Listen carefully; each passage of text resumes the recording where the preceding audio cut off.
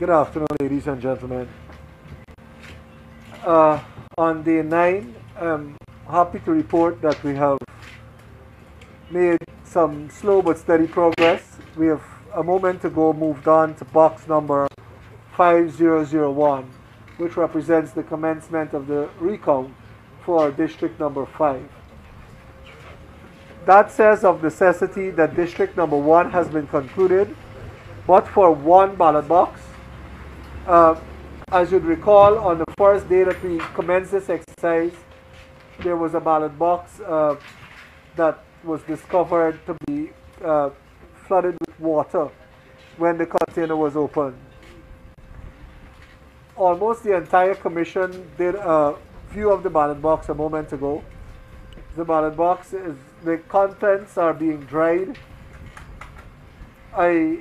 As optimistic as I'd like to be, I'm not sure how much will be retrieved or how much of the content could be retrieved from that box to ascertain what for the purposes of a recount. But I'd say that it's not a significant issue, because in any event, from that ballot box there would have emanated a statement of poll. And why I'm so comfortable to rely on the statement of poll for that box is that in the 98 other boxes that were counted for District 1, there has been no significant change in the contents of the box insofar as it is juxtaposed to the statement of poll. So in the scenario that we cannot retrieve the contents of the box after it is dried, etc., to count it, then we can have resort to the statement of poll. The other issue that we've discussed and that is of import, this morning shortly after 10 o'clock, we were visited by a team from the Public Health Department in relation to our request to increase the number of stations within this facility in keeping with the COVID-19 guidelines. The team, we identified, I think, about 7 or 8 locations to the team, and the team was accompanied by the entire commission, as well as a representative of the Guyana Police Force. Those stations were pointed out. There were some discussions in relation to the suitability, etc., of those stations, and for the most part there is some consensus on the placement of those stations. We now await, we are informed by the members of the public health team who visited with us today that we will get a response or report rather from their visit as early as tomorrow morning. So we're anxious to move forward with the increase in the number of stations, and as a consequence we look forward to having that recommendation or that report come to us for consideration so that we could implement that in short order. In terms of the further speeding up of the process, we have, as I indicated earlier on, we have reviewed the items that will be checked as part of the ballot box checklist during the recount exercise. It is my opinion, and an opinion that is shared by other members of the commission on both sides, that we were checking certain aspects of the box that were not necessary. For example, we were checking to see whether the presiding officer returned a 6-digit stamp, unnecessary to a recount procedure. We were checking to see whether the presiding officer sent back their seal, unnecessary as well, and stuff like that. We've also looked at reducing the time by analyzing the documents that we will look at. And most of these ballot boxes, we've done in excess of 350 boxes at the close of play yesterday afternoon. And no anomalies were found, no major anomalies to report were found. Absolutely none, if I can say that. They were all very minor, minuscule, and nothing that was of any moment or significance to alter materially the results of any one of the boxes that was checked. And it was determined even prior to the start of this, unless there is something that requires a more thorough examination of the content of the box, and unless it becomes absolutely necessary, it ought not to be done. So we reaffirmed that position today, and we took it a step further to identify the aspects that are and can possibly be considered to be superfluous, and we dealt with those accordingly. The other issue that seems to be recurring is that of the optimal use of the evenings. Yesterday, I understand that the evening hours were utilized a little better than they were the previous afternoons. And this is particularly taking into account the previous decision to utilize smaller boxes closer to the afternoon. You'd also appreciate the fact that at any one time you'd have a limited number of small boxes for a region, so after a while they become exhausted. They were counting, the report from the CEO is that most, if not all, of the stations closed either shortly after or very close to the 7 o'clock hour. The reason that is a matter of concern is because if you keep missing each station, losing or not utilizing effectively an hour and a half, sometimes as much as 2 hours on an afternoon, at the end of the day you're almost losing a day's work or the equivalent of a day's work from a station, and that can add up to causing issues down the line. So I'm happy that the CEO was able to report that there's been more effective use of that. I also indicated prior that there were several requests for meetings from the stakeholders. Those meetings were postponed somewhat to facilitate these developments that we're currently working on. That postponement continues to be in effect because we have not been able to reach the decisions that we have, that we need to. We're hoping to have that report from the COVID-19 task force tomorrow, and to implement them as soon as possible. As I'm dealing with the COVID-19 task force, as we speak, we continue to have a blackout on information in relation to the arrival and perhaps the permission from the COVID-19 task force for the observers, particularly CARICOM observers, to arrive. With each passing day that the permission is being denied to the the Carter Center, or my apologies, for the Carter Center observers to return, it seems as though hope of their returning is fading, particularly in light of the attacks by one particular stakeholder against the preliminary report of an electoral observer mission, that is to say the OAS, to the OAS General Assembly yesterday. So those meetings continue to be held in abeyance. And finally, in the essence of expediting or making our process in the stations more effective, I did indicate to you earlier on that we try to have a collectanea of recurring issues that arise in the polling station, counting stations, and we've had that reduced to a list, which we're fondly referring to as a basket of issues. That list is being updated every day. I think we are down to we're up to 20-something issues now. The last one being added was the last issue being added was these amendments in what will be checked in the polling stations, the amended checklist, as it were.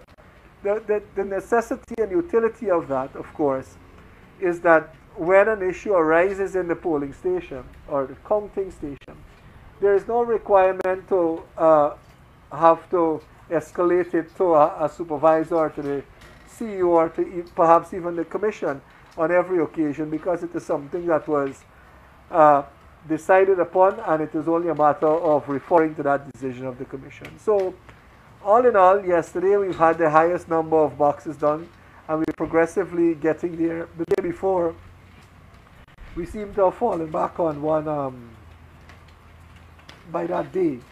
We're hoping to have that steady progress continue today as well.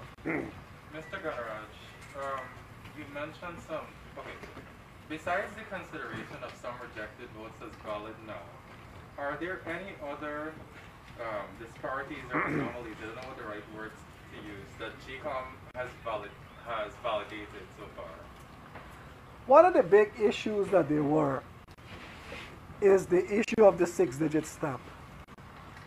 There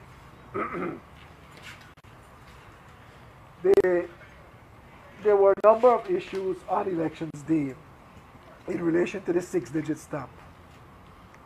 That caused issues throughout, and there was an uneven application of the rules in relation to that. That, I believe, is one of the greatest changes, because you had, in some places, a lot of rejected ballots, etc. And because of the decision that we took, we were able to have that remedied and continue. So, lots of, in some cases, that were rejected ballots became valid and was applied to the respective parties as a result of the decision we made earlier on, recognizing the issues we had with the 6-digit stamp on elections day. Mr. Ganraj, given the recent decisions of the Commission, is it likely that they will amend the order to accommodate these new decisions, such as the increase in workstations and the deduction from the checklist, removing of the last 3 items on the checklist? As I speak to you, I can't recall if the number of stations is included in the order. If it is, and I'm taking your word for it, if it is, there may be need for an addendum to reflect that. Could be done very simply as the order was gazetted, overnight perhaps. If we decide on it now, tomorrow morning it could be there. It's no big deal. In relation to the changes to the checklist, I don't believe that is necessary, because if you look at the last whereas clause in the preamble of the order, it caters for that sort of an interpretation that will allow that reduced scrutiny. Well, it's not really reduced scrutiny, eh? It is really an act of efficiency, because if you read the order, it says, and as necessary, and we were not removing that element of necessity if it becomes an issue. So I don't believe that, like you said, the number of workstations is in the thing, and I'm taking your word for it. We may need to gazette a very simple one-liner to say that the order that is published on the 4th of May is amended to reflect the X number of workstations. Not a big deal. But the other one doesn't require further gazetting, I believe. Mr. Ganraj, in relation to the wet box, what are some of the other possible options that can be taken by the Commission to deal with that? The only other option, a lot of our discussions today at the Commission in relation to that wet box surrounded the drying of the contents. Lots of suggestions. Blow dryer, putting it in the sun, etc. I made the suggestion that the statement of poll could be used. It was met with very slight opposition, but it is not off the table as yet. And I believe that is the most viable option at this time. Do you think using this statement of poll is like a precedent for any similar incident that come up during the recall? I don't think that it sets a precedent, and even if it does, it is not a faulty precedent, because it is not a faulty precedent, or it's not a precedent that should be abhorrent to the process. Because, like I said, if you look at the trends, uh, there has been no significant changes in the results, particularly from that district, in relation to the statement of poll and the statement of recount. Any differences that were discerned in between were merely because of issues that can easily be explained. For example, I mentioned a moment ago the 6-digit stamp. In some instances, you had valid ballots that were rejected, that were deemed as rejected, because of very simple issues, issues that touched and concerned decisions, that issues that were the subject of decisions that we made at the commission, which would have resolved those. So, in that case, for so far in that district, it's an isolated case. I don't see any major issue in utilizing the statement of poll. In fact, I am and will be strongly advocating for the use of that. At what point do you revert to that, to advocate for? At what point do you decide, let's use the statement of poll? As we are this afternoon, and as we speak, this afternoon in the tabulation, which starts in an hour or 4 o'clock, the entirety of Region 1, except that one box, will have been tabulated. So I don't see an issue where that the contents of that cannot be utilized. What about calling a by-election? I don't believe that the law caters for it. For the calling of a by-election in those circumstances. 2, I believe that the recount process is more of a verification of the results, and that is what it has served to do so far. Verify the results that this country already knows, and it up to now, with 350 odd boxes concluded, there has been no marked changes except in the boxes in Region 4 where Mingo did his bingo. There has been no marked changes in the contents of the statements of poll and the statement of recount.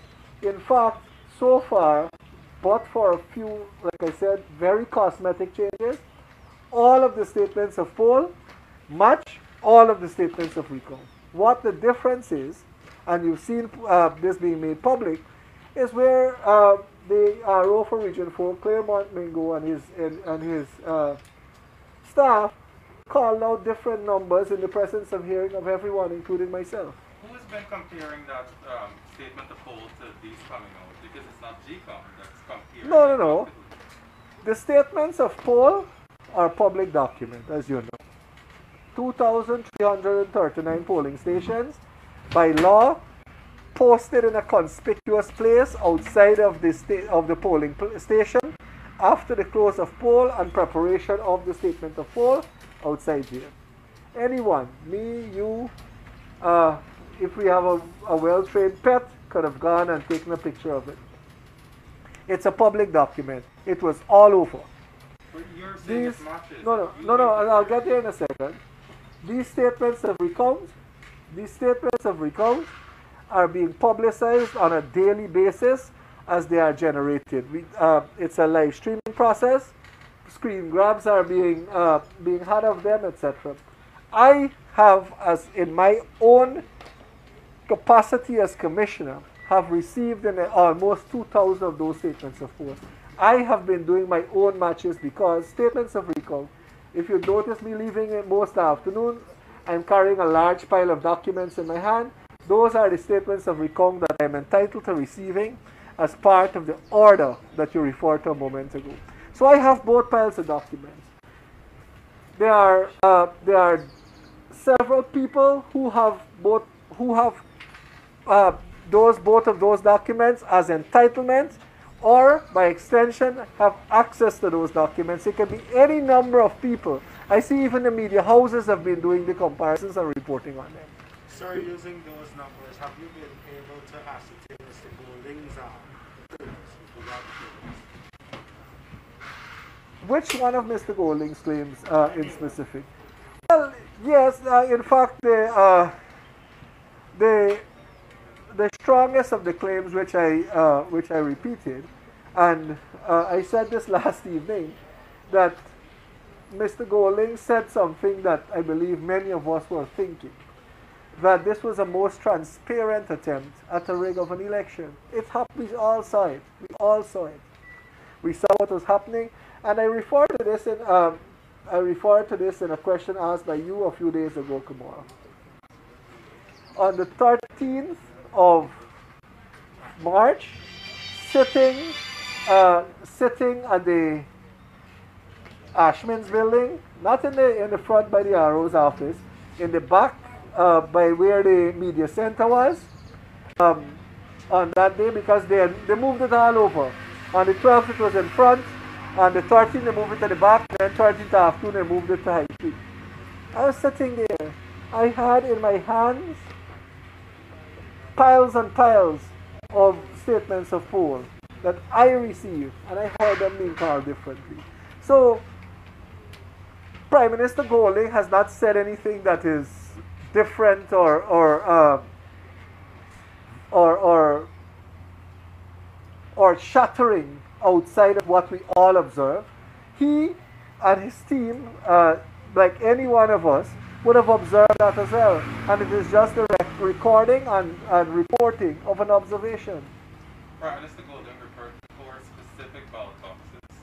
Numbers 4062 to 4064 and 4074. Right. Have you seen those specific SOPs? 40. I wouldn't want to commit myself to, if I am not mistaken, I should have those 4 SOPs in my possession. I believe I do. But like I said, yes, I can't commit to those 4 numbers because I don't specifically recall them, and without having that document in front of me, I don't want to readily say that I have seen them, but it is very likely that I've seen them. I've had all of those documents. Mr. Glenraj, the crafting of the recount order, why, to what extent did you make representation for against the provision that requires the commission to first determine whether the chief elections officer should use the data to compile a report to send it back to the commission? That is the first day that that order was published. I was asked a series of questions, and I still hear questions being asked on it. Do you agree with that provision? Let me answer it in a little longer way rather than answering it in a dichotomous manner.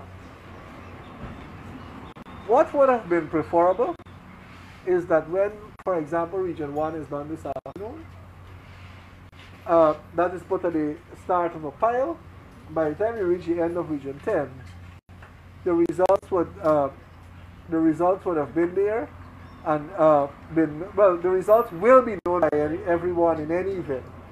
Region 1 this afternoon and the other regions as follows. I don't see a huge problem with that, because what else are you going to use? There is nothing else to use. The purpose of this recall is to determine the results of the elections.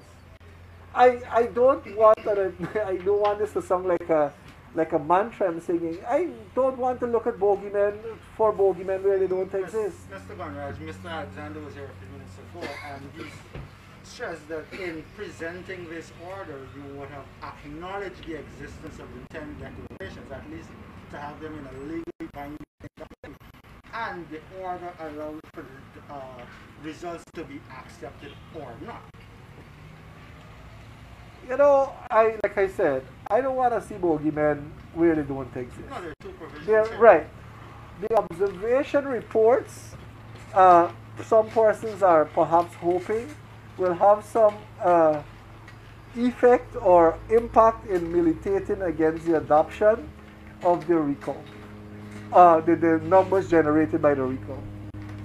I dare say that the numbers generated by the recount are and will be the results of these elections. Simpliciter. There is no wiggle room for consideration, etc. If a contrary position is presented at a time subsequent to now, then I will deal with it. As I stand here, the results of this recount will be the results of the election. But this ultimately leaves it to what is essentially a politically divided elections commission, which is now being asked whether it should be, the data should be used by the chief elections officer. What if by majority that they say no, it should not be used? I would want to, I don't want to speculate at this time, but like I said, I have a position on it, like I've just adumbrated, and I don't want to bury my head in the sand like the ostrich, but when that bridge comes, we can cross it. But I believe... Are you running from possibly not addressing this matter frontally in the commission? No, I don't. No, I don't, and I'm not running. I don't have a difficulty in raising it in the commission if it becomes necessary. But at this time, I would prefer, if we focus our energies on the execution of this task that is at hand, and to addressing the issues that crop up from time to time, and resolving those issues and having this process concluded in a timely and efficient manner. When that is done, we can deal with that. So you never failed to address this matter properly in the commission? I wouldn't say that I failed to address it properly. So you had advocated for the language to be automatic? Because it's not automatic in the language currently. Had you advocated that Mr. Lowenthal should automatically prepare a report and give it to the commission for its consideration? I would have. I have advocated for that. As you know, the order took a very long time in coming, weeks perhaps, and there were lots of changes back and forth, etc. And I did say on the 4th, when the order was published, or shortly after it was published, I may not have been happy with all the elements that are contained therein, but there is an order and there is a process ongoing from that order.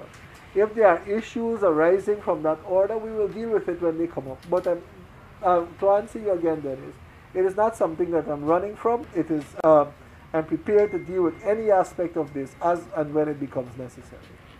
Because of the language in that order, there becomes now a likely scenario where GECOM could not use the results of this recount and maybe revert to the 10 declarations that we already have. There's a scenario. Would you acknowledge that could happen? I don't agree with that, because the discussions in the commission which we have publicized is that the results of this recount process shall replace those declarations that are currently in the possession of the chairman. But Mr. Bernard, you would accept that at the end of the process there is a formal decision to be taken on whether to formally accept them. And should they not be accepted, then the only thing standing is Mr. Mingo's declaration. Respectfully, I think that I have touched on that, and unless something new comes out of that, like I said, I don't want to look at bogeymen where they don't, or find bogeymen where they don't. But the opposition leader himself has expressed concern publicly about this.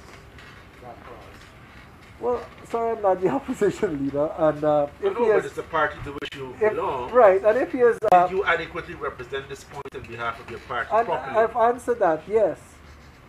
But yes. You didn't get your way. 2 days ago when you weren't here, Dennis, I said that GECOM is supposed to be a democratic body. In a democratic situation, a majority rules. And if I am bound by the decision of the majority. Mr. Gunraj, a question I raised with Mr. Alexander earlier. The Commission itself has not been too resolute in dealing with allegations of fraud, even with investigations that it would have done. And I pointed out 2 instances, the Region 1 proxy voting issue at one of the local government elections, and the fake SOPs that found themselves in the tabulation center. What is the reason Which for this? which fake SOP? In 2015, the very questionable SOPs that found themselves in the tabulation center that Mr. Serge Valley was very vocal about on several occasions. The commission seems to be failed to address any issues like this because it points back to the system you have in place. Why is the commission, has not frontally addressed some of these issues? In relation to the first issue of issue with proxies, I am aware that there was an investigation conducted, and as far as I can recall, when it came to the commission, it was determined to be a non-issue. In relation to the fake SOPs, it's been 5 years, but my advocacy for that has not ended. 5 years later, I still have made demands to at least see those SOPs, to which CEO Lowenfield referred, and I was unable to. But the same thing that I said to Dennis a moment ago, that it's supposed to be a democratic organization, and successive chairmen from Serge Bali to Patterson, that I could tell you that issue was never raised with Justice Singh, and it might have been raised only tangentially with Patterson, but Serge Bali voted against release of that. There was precious little I could have done. As you're aware, there's an elections petition that was filed in which those fake SOPs was a central issue, and 5 years later it has not been heard. So, to apportion blame, while I do not reject the idea that GECOM is not without blame and is perhaps very blameworthy in the diligent prosecution of that issue, perhaps the court which is charged with responsibility of dealing with that also should take some blame, because 5 years later, the petition which ought to have had those issues ventilated has not been heard. What did Serge Valley vote against? The Region 1 report or the... Region 1, the Region 1 issue did not arise on the Serge Valley. It arose on the Patterson, and like I said, on the him it was determined to be a non-issue. That is the extent of my recollection. I can't recall the details, but because it's a non-issue, it really doesn't take a prominent place in my mind in relation to all of these other things that we have to deal with. But the 2015 SOP issue, you'd recall the very thing that is now being requested, the release of the SOPs, all of the SOPs, was also blanked by Serge Valley in 2015. So the onus is entirely on the court to deal with issues of fraud, is it? I wouldn't say so, but if the commission, the majority of the commission refuses to deal with it, then unfortunately my hands may be tied. Mr. Alexander had spoken about there being a necessity for a provision, or actually a decision made for a provision a while back, that GECOM would blacklist deviant or incompetent officials who worked on election day. Right. Why has GECOM not been taking up that specific procedure of late? I'll resort to one of my my mantras on this. Where there's a will, there's a way, and where there's not, there's an excuse. I'll be the first to say that GECOM has abjectly failed to deal with those issues in a condign manner. And reports after reports of persons being made, and they are not investigated, persons are not dealt with, and I believe that the failure of GECOM to deal with those issues in a severe or even uniform manner has caused the system to be circumstanced in such a way that enables persons to try these things over and over again, the latest being Mingo.